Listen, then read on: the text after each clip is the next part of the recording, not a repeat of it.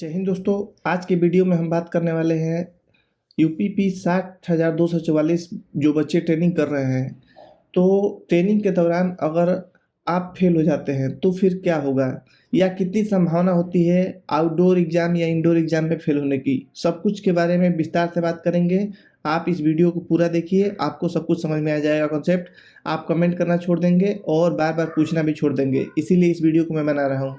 तो आइए वीडियो को शुरू करते हैं। सबसे पहले तो ये समझना ज़रूरी है कि टोटल 3 प्रकार के एग्ज़ाम होंगे। मतलब 3 प्रकार के एग्ज़ाम में आपके सबसे पहला आईटी, पीटी और रिटन एग्ज़ाम, 3 टाइप के एग्ज़ाम मोड होंगे आपके। तीनों एग्ज़ाम को आपको पास करना अनिवार्य होगा। रिटन एग्ज़ाम जो होगा उसको इंडोर एग्ज़ाम भी बोलते हैं, जिसका क्लास आप लोग को चलता है 5 या 6 सब्जेक्ट। हम लोग टाइम 5 सब्जेक्ट था, अभी 6 या 7 होगा सब्जेक्ट। उन सब्जेक्ट का एग्ज़ाम होगा। ऑब्जेक्टिव टाइप उसमें भी आता है और पासिंग मार्क उसमें भी लाना अनिवार्य होता है। और पर डे एक पेपर होता है उसमें। तो इंडोर का होता है मतलब रिटन में।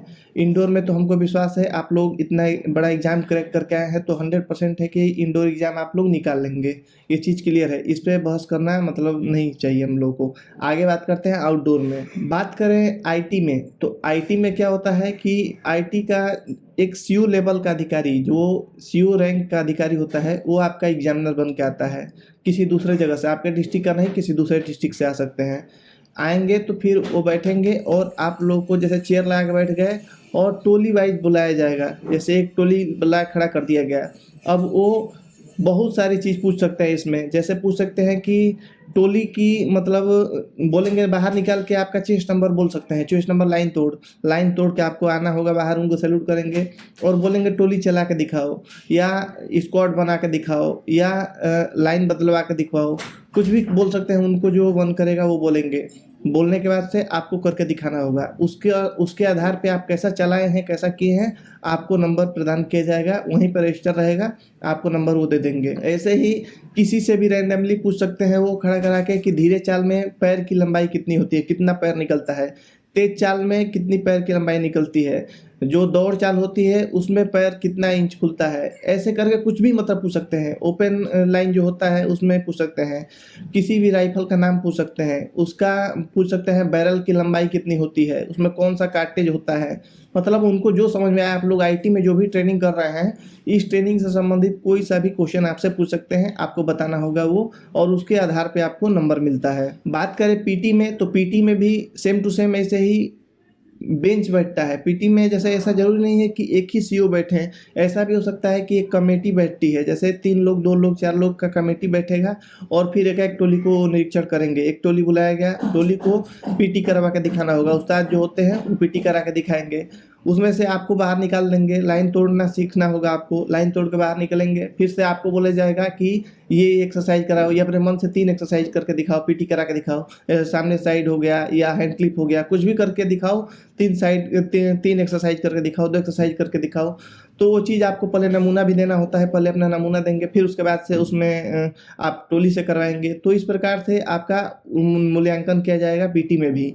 इसके बाद से आपसे जो पुलअप होता है, पुलअप और पुशअप, जिसको बीम भी बोला जाता है, बीम लगवाया जाता है, वो भी बोला जाएगा। 10 बीम एक आदमी लगाओ या 8 बीम लगाओ, जो उनको समझ में आए। इसके बाद से रस्सा चढ़ना होता है। रस्सा चढ़ने में 3 क्वालिटी होता है। रस्सा चढ़ने का क्या होता है कि सबसे पहला 3 टाइप होता है रस्सा चढ़ने में। जो फर्स्ट टाइप का रस्सा होता है वो हाथ छोड़ के होता है, फिर एक पैर से फंसा के होता है, और एक होता है पैर एकदम एल पोजीशन में करके चढ़ना होता है। तो उसी के हिसाब से जो चढ़ता है रस्सा, उस हिसाब से उसका नंबर मिलता है। 10 नंबर, 8 नंबर, 6 नंबर, तीनों में से जो टाइप चढ़ रहे हैं तो उसके हिसाब से नंबर मिलता है।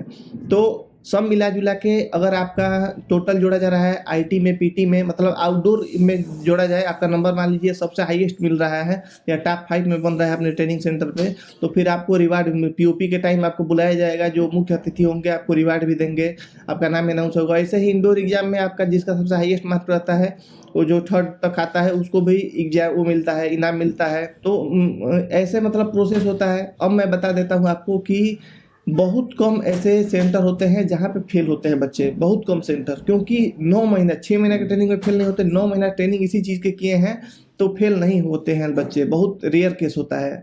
वो भी कौन सा होता है, जो अनुशासनहीनता करते हैं, एकदम सबके नज़र पे चढ़े रहते हैं, वो बच्चे फेल होते हैं। इसमें क्या होता है, कोई सा भी सेंटर, एक बात समझिए, कोई सा भी सेंटर नहीं चाहेगा कि हमारे सेंटर पे बच्चे फेल हों। अगर फेल होते हैं तो ये गलती उनकी भी मानी जाती है, क्योंकि आपने कैसा ट्रेनिंग कराया कि 9 महीना कराने के बाद भी बच्चा फेल हो गया, ये चीज़ होता है। तो आप लोग समझ सकते हैं, समझदार के लिए इशारा काफ़ी है इतना चीज़।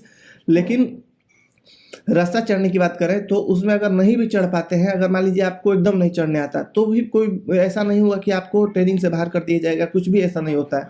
बाकी सबके चीज़ आप कर ले रहे हैं और उसमें नहीं भी कर पा रहे हैं तो कोई दिक्कत नहीं होता है। इस चीज़ से आप लोग निश्चित हो जाइए। ऐसे ही बीम लगा रहे हैं, बीम नहीं लगा पा रहे हैं, 2 ही लगा पा रहे हैं, 3 ही लगा पा रहे हैं, पुशअप नहीं लगा पा रहे हैं, तो कोई दिक्कत नहीं। पीटी आप अच्छे से कर रहे हैं, हो सकता है कोई पीटी अच्छा कर रहा है तो कोई आउटडोर अच्छा कर रहा है, कोई इंडोर अच्छा कर रहा है, तो मिला जुला के ऐसा नहीं किया जाता कि फेल किया जाता है। एक चीज़ मैं और बता दूँ, अगर कोई रेयर केस में फेल होता है, अगर ट्रेनिंग सेंटर से आपको एकदम सब लोग सोच ही लिए हैं, आपको करने भी नहीं आ रहा है, अगर फेल हो जाते हैं तो फिर क्या होता है, आपको 3 महीने के लिए वापस भेज दिया जाता है सीतापुर में। सीतापुर जो होता है, सीतापुर में दोबारा आपको ट्रेनिंग कराया जाता है 3 महीने का, वहाँ से और हार्ड ट्रेनिंग होती है, वहाँ से पास करके आना होता है। मतलब आपको कहीं ना कहीं से पास होना ही ज़रूरी है। तो इसीलिए इसको गंभीरता से लेना है और उतना भी नहीं इससे डरना है कि आप लोग फेल हो जाएंगे, क्योंकि 9 महीने ट्रेनिंग इसी चीज़ की कर रहे हैं और फेल कोई नहीं कराना चाहता अपने ट्रेनिंग सेंटर पे। तो आप लोग समझ गए होंगे, हमें लगता है कि मैं क्या बताना चाह रहा हूँ। वीडियो अच्छा लगा हो तो चैनल को सब्सक्राइब करें। मिलते हैं अगले वीडियो में कुछ नए टॉपिक के साथ, तब तक के लिए जय हिंद।